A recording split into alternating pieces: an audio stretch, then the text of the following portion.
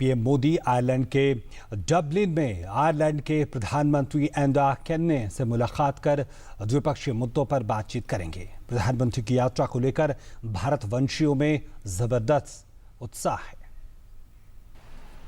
प्रधानमंत्री नरेंद्र मोदी बुधवार को आयरलैंड की एक दिन की यात्रा करेंगे। प्रधानमंत्री की अमेरिका यात्रा के बीच का ये पड़ाव दोनों देशों के आपसी संबंधों का एक अहम पड़ाव साबित होगा। दोनों देशों के बीच करीब 2.5 बिलियन यूरो का व्यापार होता है, जो साल दर साल बढ़ रहा है।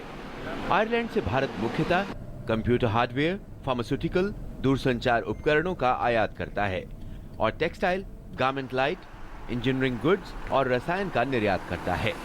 चीन जैसे देशों में मंदी की आशंका गहरा रही है, लिहाजा भारत जैसे तेजी से विकसित होती अर्थव्यवस्था में आयरलैंड जैसे देशों को मजबूती से जोड़ने का प्रयास महज आर्थिक ही नहीं बल्कि दूरगामी मायने भी रखता है।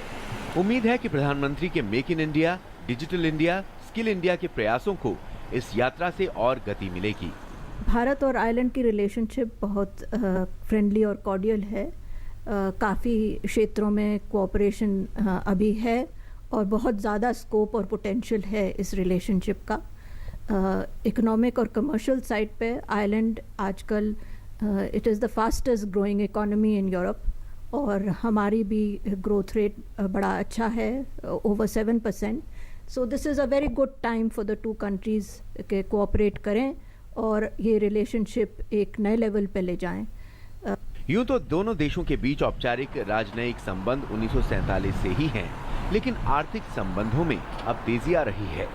आयरलैंड इंजीनियरिंग, मेडिसिन, प्रबंधन के उच्च शिक्षा संस्थानों के लिहाज से एक आकर्षक केंद्र है और करीब 1400 से अधिक भारतीय छात्र यहाँ पढ़ाई करते हैं।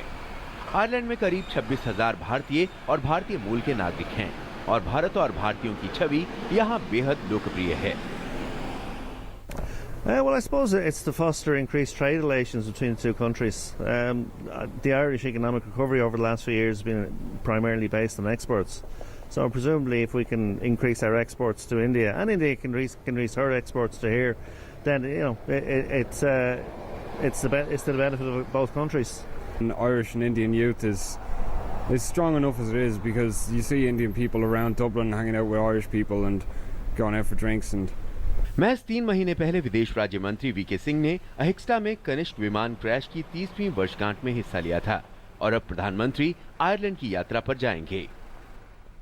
औपनिवेशिक काल में दोनों देशों के बीच एक स्वाभाविक संबंध बना।